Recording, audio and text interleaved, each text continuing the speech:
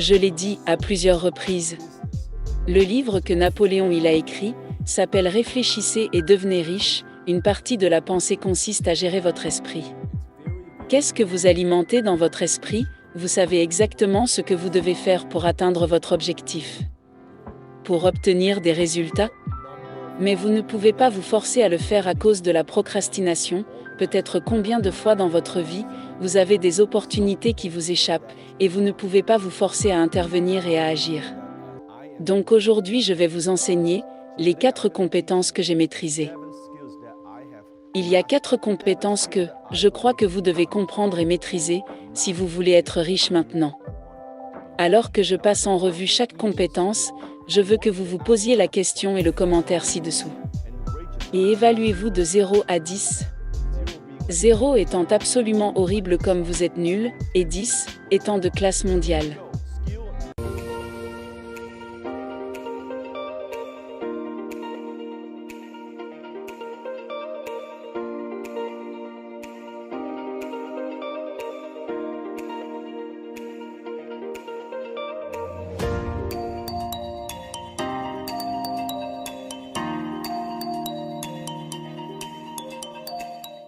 Avez-vous déjà entendu parler du manque d'argent?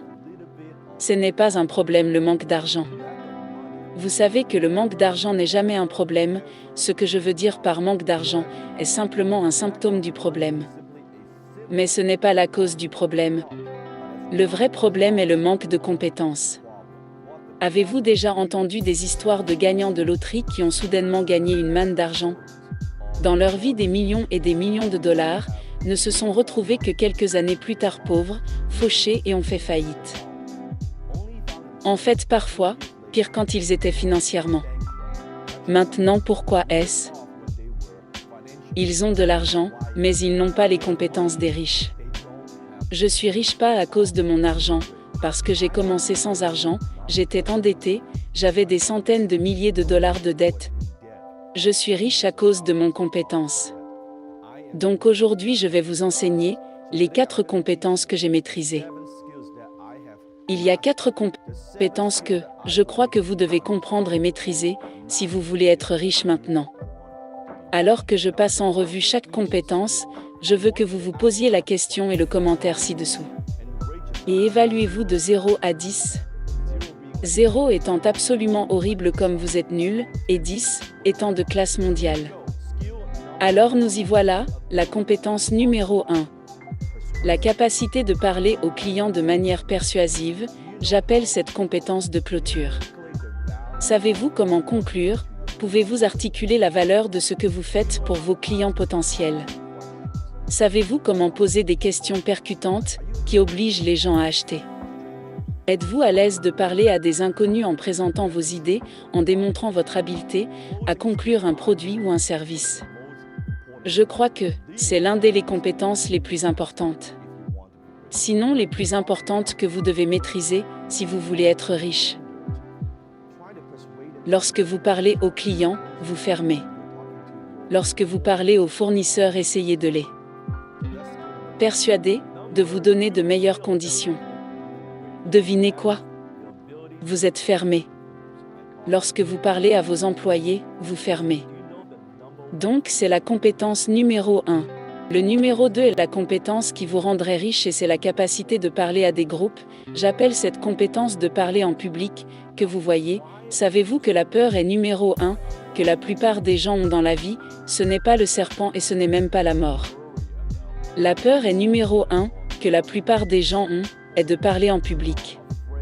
Maintenant, pourquoi tant de gens, pourquoi ont-ils peur de parler? La plupart du temps, parce qu'ils s'inquiètent de savoir s'ils vont paraître stupides, ou à quoi ils ressemblent, ou ils ont peur parce qu'ils pourraient dire quelque chose de mal. Toutes ces choses, mais vous regardez les grands leaders. Presque tous les grands leaders, ils sont tous les grands orateurs publics, tels que Steve Jobs, à droite comme Tony Robbins, Buffett. L'une des compétences qui change ma vie. Et la prise de parole en public lorsque j'ai rejoint Toastmaster, il y a des années parce que je voulais améliorer mon anglais, et aussi réduire mon accent. Et je m'améliorais à travers parler en public. J'ai développé la confiance en soi grâce à la prise de parole en public. Alors demandez-vous, avez-vous peur de parler à des groupes? Savez-vous comment présenter vos idées à des groupes? Pouvez-vous communiquer avec conviction et certitude? Pouvez-vous interagir avec votre public? Peut-être avez-vous les mains moites, peut-être êtes-vous comme moi au début, comme si votre visage pâlissait.